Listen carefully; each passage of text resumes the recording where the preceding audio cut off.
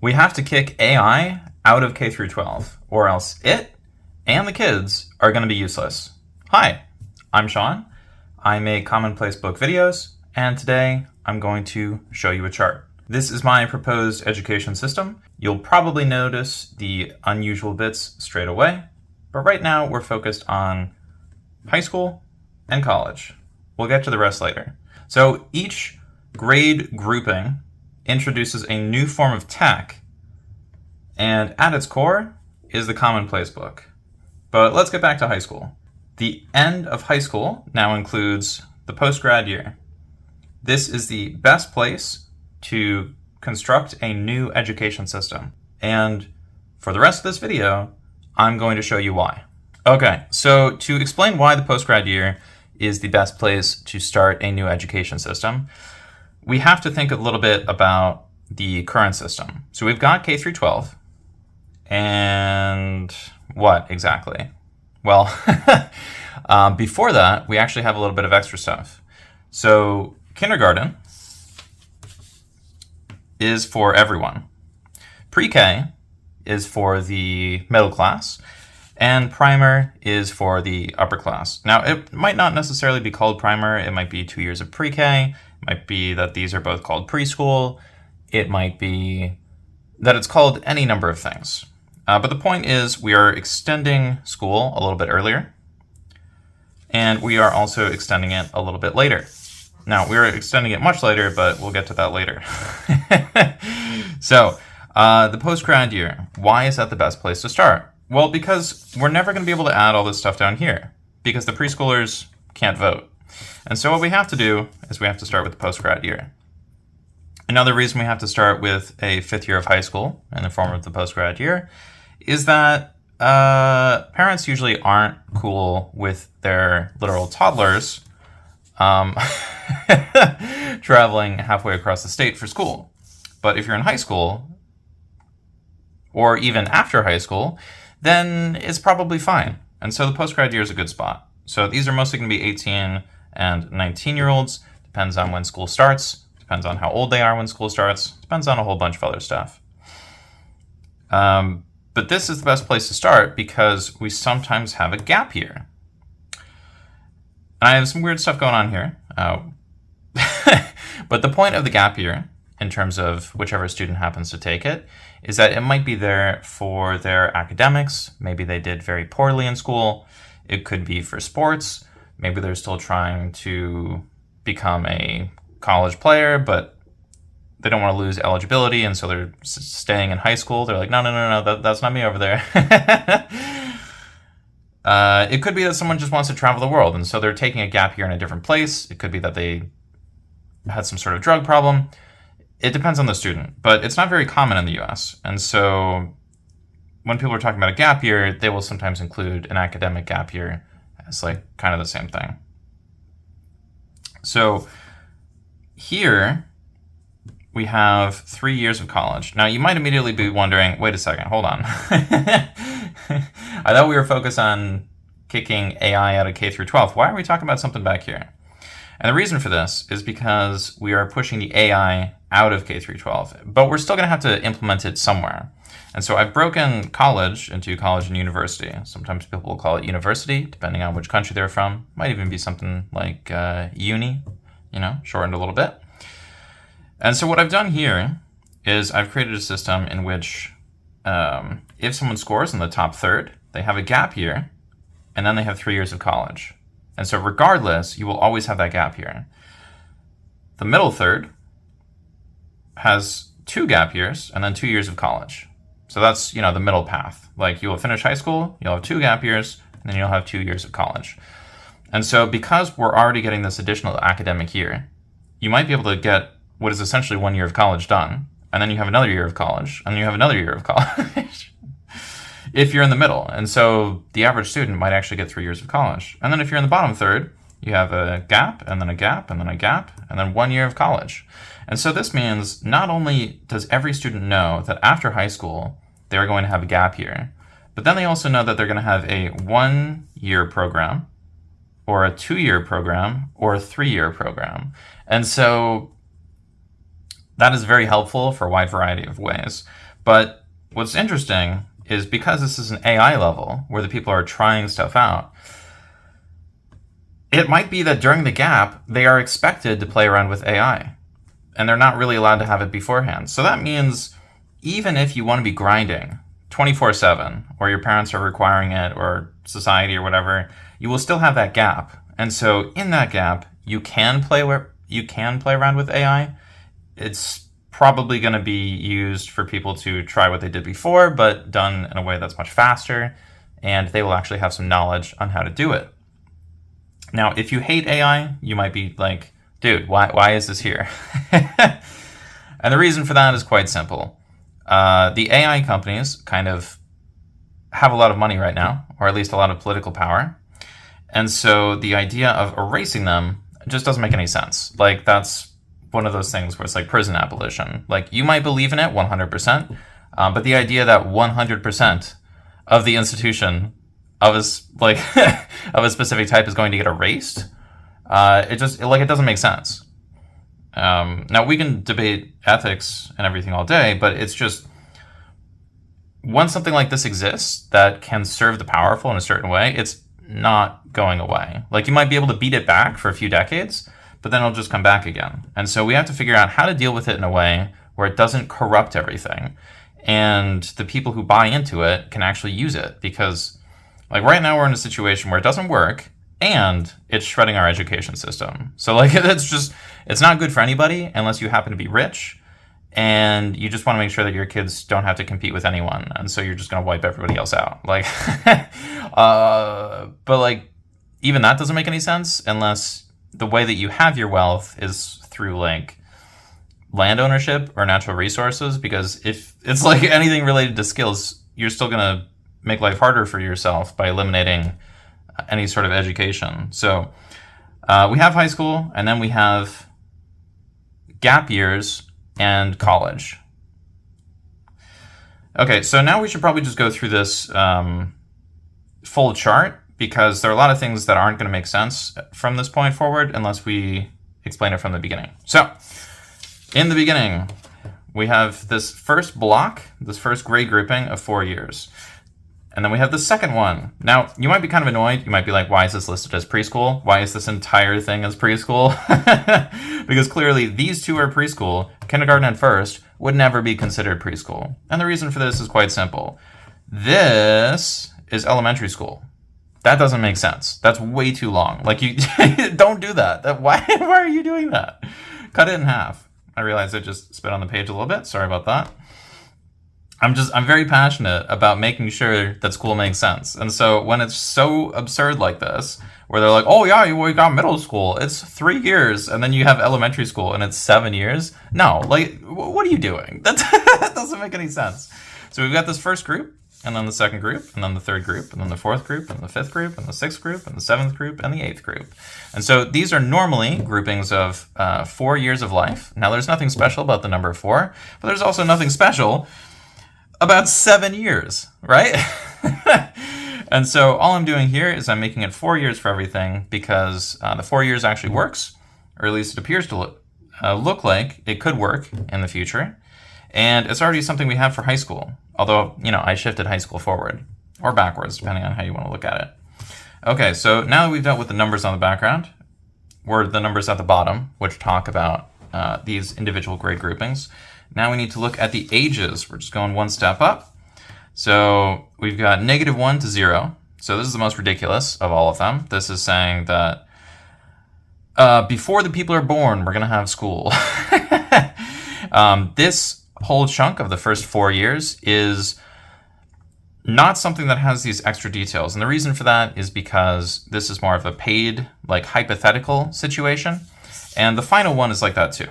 So the more you go towards the middle of this project, the more it makes sense, and the more I think will be implemented. But I don't really even bother talking about this, because this is not going to be part of this public system. Realistically, this can get added. This is for some education reformer 200 years from now. This part is not getting added, and so this is just a hypothetical way it would get added. if we happen to go all the way back, or if some rich person was like, no, I'm going to go all in on this. So yeah, we've got -1 to 0, and then we've got stuff that makes sense, like 0 to 1, 1 to 2, 2 to 3. And we keep having this stuff go up, like 3 to 4, 4 to 5, 5 to 6, 6 to 7. But I don't really want to bore you with all these different numbers, so I'm just going to say the first number for each one. So we got 7 to 8, 11 to 12, 15 to 16, 19 to 20, 23 to 24.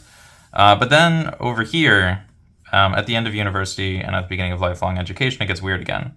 Now, again, this lifelong education part, not required at the beginning. This is just a general guideline as to a first draft that people could go with. If they don't want it, obviously they could just not include it, but I feel like it's important to include this to show people what could theoretically be possible, because apparently people have trouble thinking about or visualizing a possible future which is not terrible, like there are a lot of people that can only imagine a future of destruction.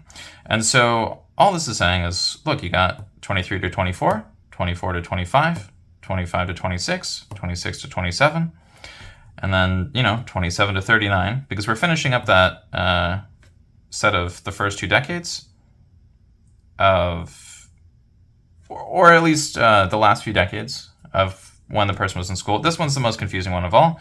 And then we have 39 to 59, and then 59 to 79, and then 79 to 99. So this is basically saying, like, look, we could have something afterwards where it's just people who work on themselves and they give themselves a form of lifelong education. And we check in normally like once every 20 years to be like, hey, are you still doing the thing that you were doing in university? Are you thriving? Are you working on this giant system of 6,400 pages? Yeah, we should probably get to that information sooner rather than later, but I'm going to ignore it for now. So in this first grade grouping, we have preparation for before they're born, and then nursery for after they're born, because we've got this 3-year segment. Then we've got preschool, which does include kindergarten first, and then lower school, which is 2nd through 5th, middle school, 6th through 9th. But before I get on to high school, you might be wondering why I have lower school listed here. And so part of it is because elementary is a really long word, and I think it's silly to expect elementary schoolers to be able to spell elementary. But also, if you have middle and high, why don't you just have lower? And this is actually how it works in a lot of German or Germanic countries. And so it just seems kind of weird to not have it be lower school. But anyways, then we've got middle school as 6th through 9th, high school as 10th through the PG year, college, gap year through college 3.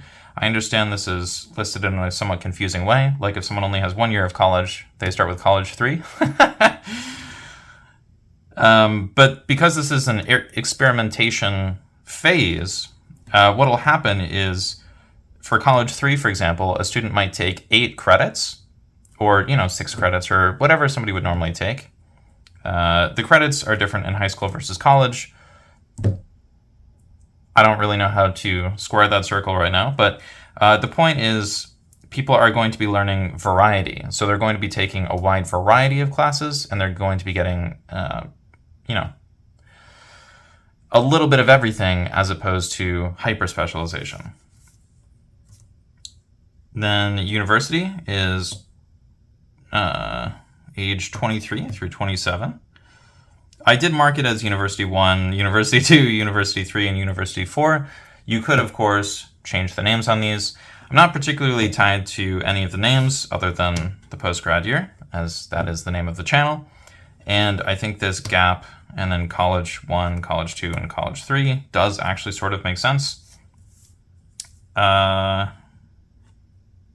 yeah, we've got high school, college, university, and lifelong education. So the lifelong education going from 27 to 29 might actually be really negligible, because we probably only have like 1% of students do this. And so what this does is it basically gives a reward to students who do the best in school, but it doesn't really give them much of anything. It's like, you're going to spend your entire life in school? Like, what are you doing? And so if someone really wants to do that, if they are in that top 1%, then sure, they can do that. But this is almost like creating a priest class. Like we're creating this group of people who specialize in this hyper-specific thing, but we're basically just making them as unique as possible. And so we're constantly going to have a class of people who have built on knowledge that came before, but are also trying their own thing. And so, the new tech here is AI, and then subject matter experts, the people they get to talk to. But then afterwards, it's themselves. And the reason for that is because they kind of have the ability to do whatever. But we need to move on to this page number thing, because that's very confusing. So before we do that, we have to get to the tech. Here is pretty funny because I have parents and guardians listed for, the first grade grouping. And the reason for that is because, like, you're either just born or not even born. So, like, the first tech is your parents. I think that's very silly, but it's also how we're going to do it. And then we've got the commonplace book. The commonplace book is what decides everything, basically. That's what the page numbers are based on. And so basically what we're going to do is we're going to have everyone take notes, and then they're actually going to be able to use their notes. So when I was in school, we would be expected to take notes on everything, especially in a class like English, and we didn't do anything with it. Like, we were expected to take the notes, but we weren't allowed to look at the notes later. And you might be like, well, you were allowed to look at them. And it's like, kind of not really, actually, because we were expected to have extracurriculars, and people would often sacrifice sleep just to get their homework done. And so the idea of looking at one's notes when, the person had homework to do, or they had a family to take care of, or whatever else, it's just not realistic. And so this commonplace book is essentially notes that you can look at in school, even during a test or a quiz. It's notes that are passed from student to student, and that's why for the post-grad year to college, I was talking about people scoring in the top third, the middle third, or the bottom third. And the reason for that is because if you have a good grade grouping, like if you do very well in primary through first, especially in first, you will pass on a version of your commonplace to 2 new students. If you get in the middle, you will pass on 1 copy, and then if you score in the bottom third, you don't pass on anything. But that's fine. Like, why do I want the notes of a potential 7-year-old who's bad at math and can't read or write? That doesn't make sense. And so we're going to take the books of the students who are actually capable. And so what this means is there's a constant feedback loop of the students who know how to do things giving notes to the new students. So this is much better than having an older sibling or having a parent that did the same thing, because you're having someone verify it only 4 years before you do the thing. And so it doesn't get much better than that. But yeah, when the kid is 7 to 8, they're probably trustworthy in a library.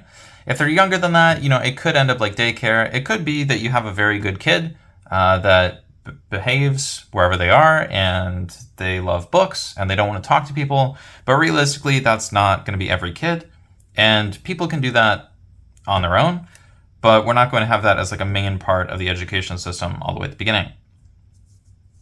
Because there are also some people that, instead of spending all their time reading and writing, might want to spend the first few years of their life just playing, exploring. Like, I want to build with blocks. I want to go to this creek and see how everything works. Like, I actually want to watch the flow of the river, and I want to throw rocks in it, and I want to go on a hike.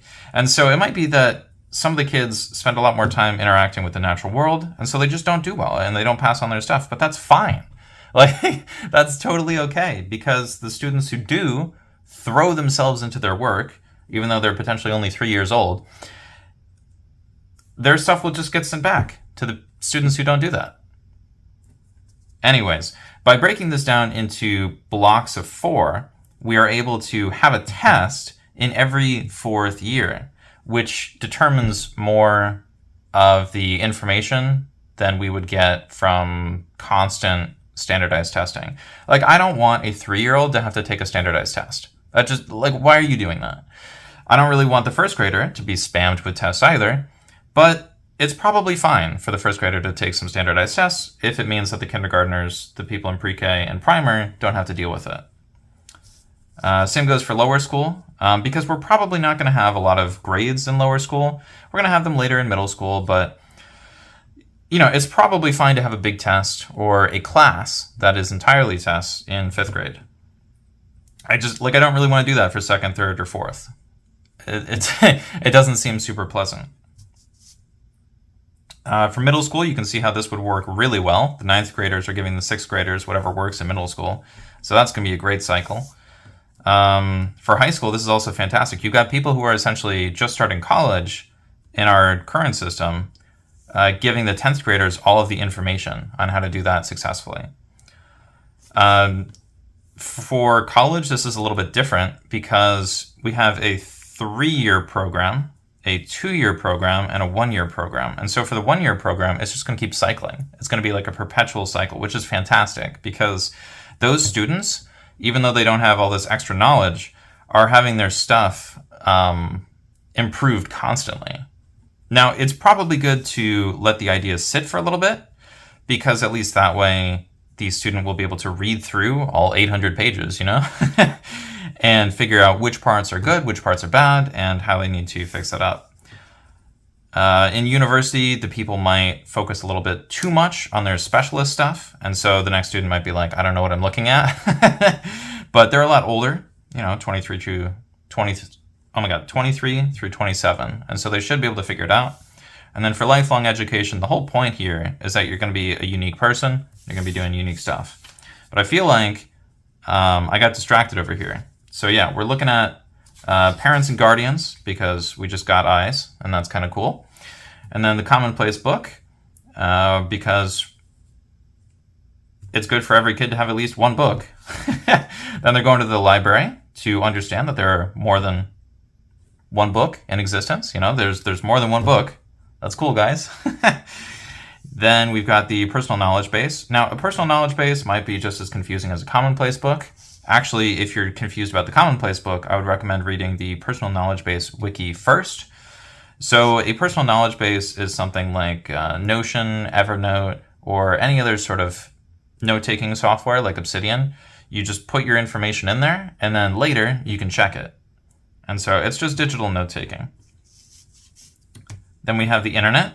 So I feel like if we can teach people how to operate their own database on a computer, we should be fine to give them the internet 4 years later. That seems like a pretty easy evolution.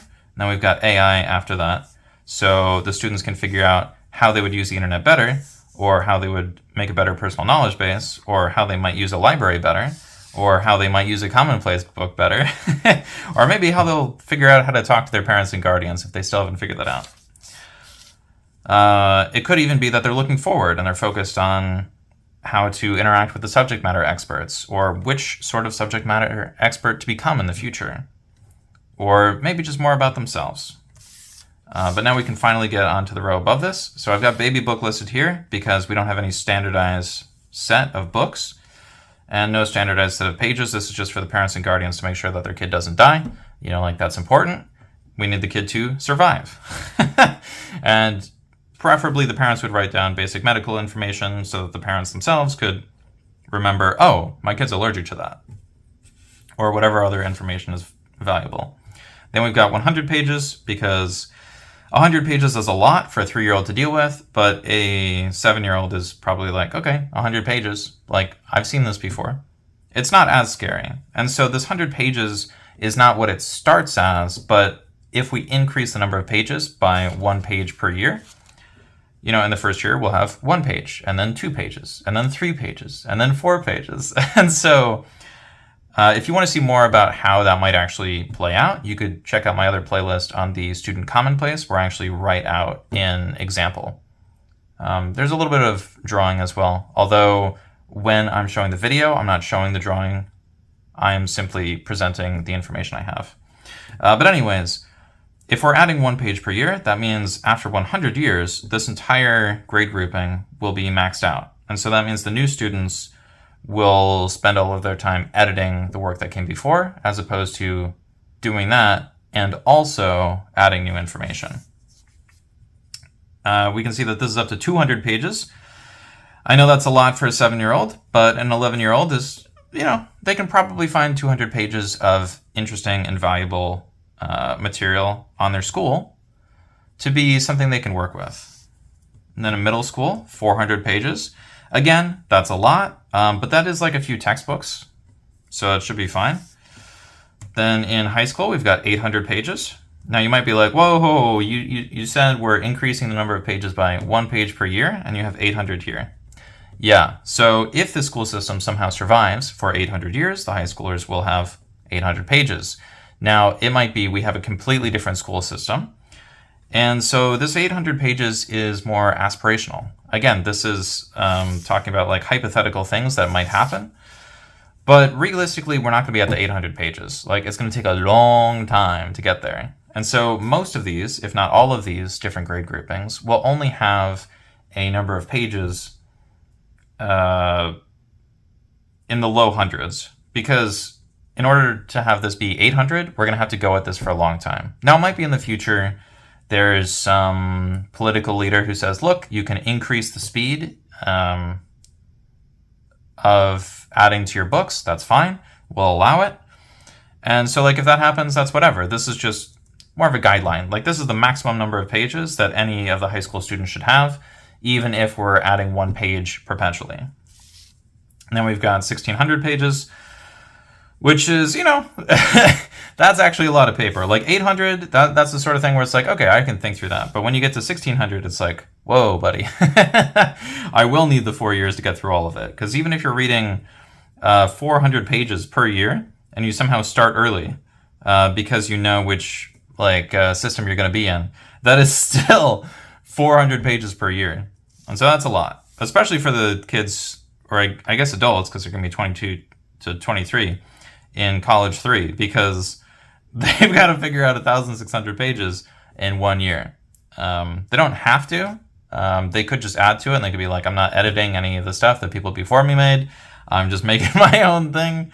We're just trying to get through this year. Then you've got 3,200 pages for university. I feel like that makes sense. And 6,400 pages for the rest of your life, unless you happen to be one of the people who lives forever. Now, I might be in that situation if I get money, because the people in my family have a habit of living to be over 100. So last year, my grandfather died at 103, and he was actually very young compared to another relative who died at 110. So I've always known that I might live for a ridiculous length of time, just an absolutely insane length of time. And so in the past, more than a few hundred years ago, that would have been considered a blessing for people. And if someone's rich, it still is, but there's no real benefit to having a relative that lives that long anymore. And so I've always been worried about retirement and related systems. And so that's part of the reason I have this lifelong education system here, so that if you are a person who knows that they're potentially going to live forever, you will at least be able to aim for something that will at least give you a little bit of support the entire time. Now, obviously, people can die at any age in any year of their life. And so not everyone will make it to this system, even if they do make it into this small group of people accepted to university, or this even smaller group of people who receive the lifelong education. We still have a little bit more to look at. So we've got 0, 1%, 10%, 100%. So this is even in this hypothetical situation where we add all of this other stuff and we try to add the stuff at the beginning, 0% of the people are going to be in this -1 to 0 age group. Like, we're just not going to have that. Now, it might be that people pay to be in it. That's another story. But then 1% for the people who are 0 to 1, because I assume most of the people are like, my baby was born. Why would I why would I try to sign them up for school? That's very silly.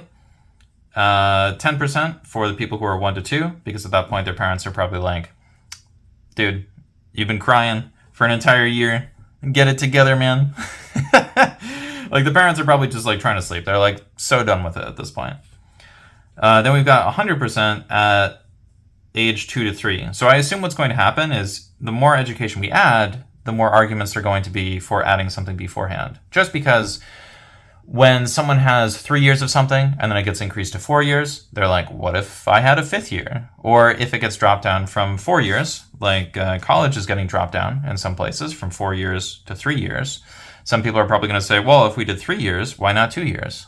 Then if we do 2, they're going to be like, why not 1? So this also helps deal with that because we don't have to do any stupid calculations. We just say like, look, if you're in the bottom third, you're only going to have 1 year because it's probably not going to work out for you, but we still want to give you a little bit extra. And remember, this is essentially 2 years of college combined, unless over time this becomes more like high school. But even so, you would have the potential for getting a 2-year degree.